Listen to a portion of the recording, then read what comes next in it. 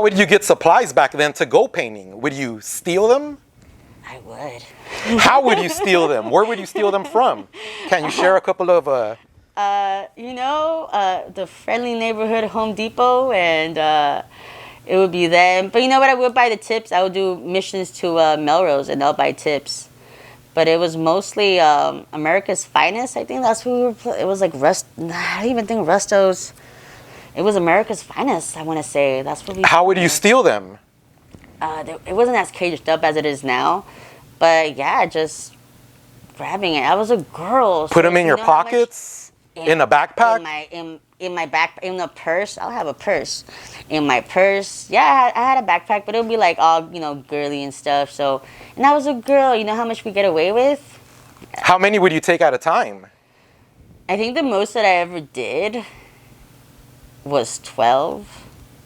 12 cans. Would you go alone with other people? I would go alone. Like if I would go alone. I didn't really have anybody that would back me. Like unless the guy that I was dating, yeah, he'll come with me, But no, I would go alone. I don't remember ever painting for paint. I don't even know how I got. Like literally, I had to steal it because I don't remember paying for paint. Being a good student and a good girl up to 17, what attracted you to the Vandal lifestyle? I think it was a thrill. I think it was a thrill. Again, it felt so easy. I felt at home. It felt at home. It felt right. I never felt like I was doing anything wrong. And I was in this like, you gotta keep pride. You gotta keep pride on your work.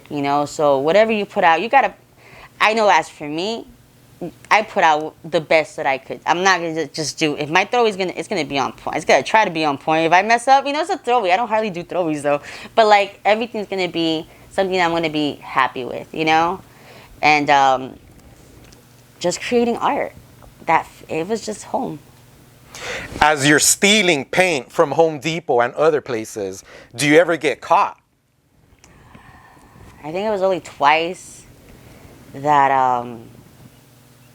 they stopped me. They took the paint and they were just what do you? How do they catch you? There was like LPs. There was like people that were undercovers and stuff. So do they stop you before you're leaving with the metal detector or? Before and one outside. Now there was a metal detector. It doesn't have metal detectors, but one inside and the other was outside. They just took the paint. Don't do that again. Don't come back here, and that's it. Short. I was a female.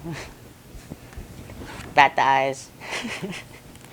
Do your parents ever find out about you getting caught stealing or any criminal activity like that? No. Now, you also mentioned while you're in high school is when you joined the crew UPN. Mm-hmm. How old was UPN at this point? Is it when it was just beginning, or how long had it been established? UPN established in 1996. So I got in, I want to say 2000. I got in 2000. What had you heard about UPN? Had you heard of them before? I knew it was a South Central crew. It was up. It was running. I loved the shapes. The colors. Not just letters, but shapes. Not just shapes, but colors. Like it's just. It was cool. It was cool. I liked the crew. I like seeing it up. Do you know who were some of the original founders of UPN? Can you mention their names if you know? There was Chase, Edge, Senile, User, Dozer. I would Sight could be very up there. Level. Think. I don't know if I said that name. Yeah, they were before me. Do you know who was the first one to do the shapes? The circle, triangle. Whose idea was that? Do you know? I want to say it was Edge or Think. It was one of them. They were like the creative team of the crew. Are you writing GIZM before joining UPN? Yeah, I was already writing GIZM. Who introduces you to someone from UPN? How do you make that?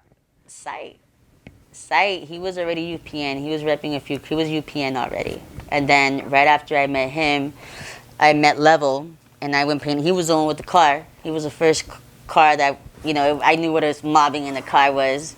And so it was them. They both, you know, made me feel welcome and took me to the meeting. And from that point on, I was GIZM UPN. Had UPN heard of GIZM?